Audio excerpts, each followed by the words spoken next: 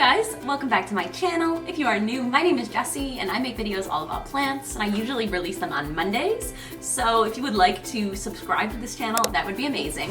Some of you may have noticed, some of you probably didn't even notice, but I did miss a video upload last week just because we actually filmed the video that you are seeing here today last week and we lost all of our footage. So we just decided to take a week off, skip the week, and we are back this week with our regular upload schedule, so back at it again. I do just want to say before I get started, I know I say it in every video, but this channel just reached, I think, 540 subscribers, which is just like an unfathomable number to me. Like, I never thought that this channel would grow in the way that it has. Not that that's like super impressive, but it's just, it means so much to me for all of you guys that are here on this little journey with me, so thank you so much. Let's go ahead and get right into this video so I don't ramble too long. So the fertilizer that I have chosen to use in my home for a few bottles now is this Fox Farms Big Bloom liquid plant food fertilizer. Now it's called Big Bloom, but I don't know, I don't really notice that it induces like blooms. But when I look at this bottle here, I notice that it's for indoor, outdoor, roses, vegetables, herbs, flowers, fruit trees, etc. So it's for a lot of different plants. And the reason I choose to use this is because of the ingredients in it. So when I look for a fertilizer, I am not too concerned about the ratio. You'll see on some fertilizers, like more synthetic fertilizers, that there's different ratios on here. So this one is 0, 0.5, 0.7.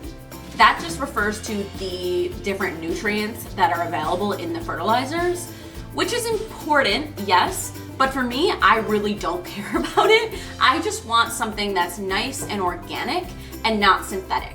Because I have found in the past that when I use synthetic fertilizers, they have a tendency to kind of burn the tips of plants or give you like crispy leaves. And it's easier to overdo it with synthetic than it is an organic fertilizer. So like I said, I'm not really looking at the ratio. I'm always just kind of looking for the ingredients. So I have used this fertilizer for a while because the ingredients are just earthworm castings and bat guano, which is shit. It's just shit. It's just animal shit. So bats and earthworms, they absorb nutrients from the environment like in a natural way. And this is a liquid substrate that's just condensed down, a condensed down version of animal shit basically. And it's kind of gross, I guess, but it's liquid soluble and it's really easy to use. So I just always choose for something that's a little bit more organic. So obviously I'm not like sponsored by Fox Farms, this brand, at all. I've also used Espoma Organic as well in the past and some just generic, like regular organic fertilizer before. So for me, I'm just looking for something that's organic and is liquid soluble. I choose not to use like fertilizer pellets because I just like to have more control over when they get fertilized rather than just kind of guessing if the plants have enough food. It's just easier for me to kind of keep track of things when it's liquid soluble. So now I want to talk about kind of the frequency, because that's kind of something that I wondered when I was beginning houseplant parent, how to know when to fertilize. So for me, I actually fertilize every single time I water, but only in the growing season.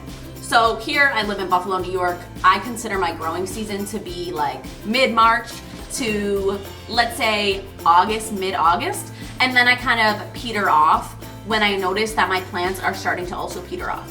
So once springtime hits and you notice that your plants are giving you more growth, that's when I decide that I'm gonna start fertilizing. But in the winter, I do not fertilize at all, honestly, like I just don't. There are some people that do fertilize in the winter when their plants are like in active growth. So if they're putting out like new leaves, there are some people that choose to fertilize during the winter. And honestly, it'd probably be okay that way, but I just choose to not because I just feel like it's a better safety or a rule of thumb to just do it in the growing season.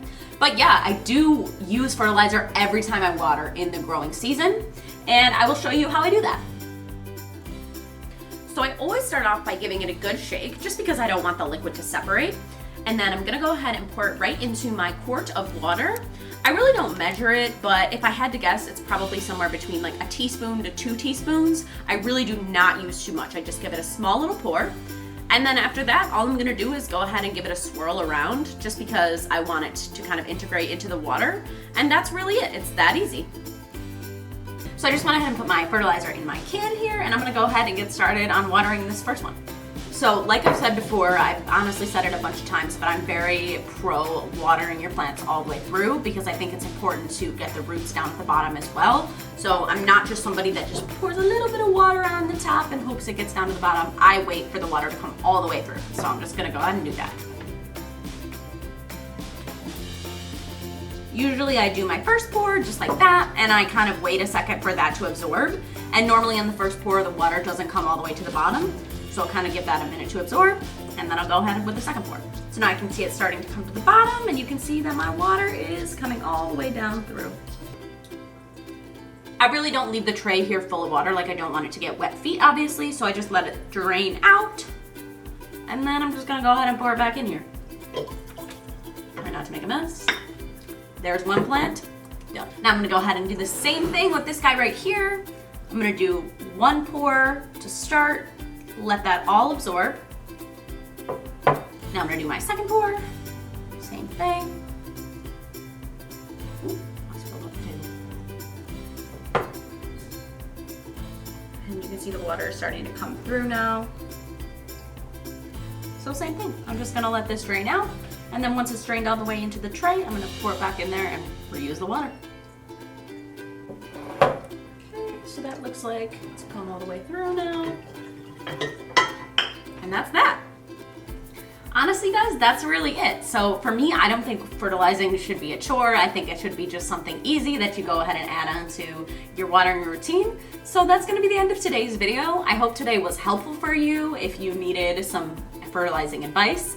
If you have any further questions for me regarding this method, please don't be afraid to leave them in the comments below. I would love to chat with you down there. And if you have any video ideas that you want to see from me, any suggestions, please also leave those down in the comments. I love chatting with you guys down there. And I will see you next Monday in my next video. Bye guys.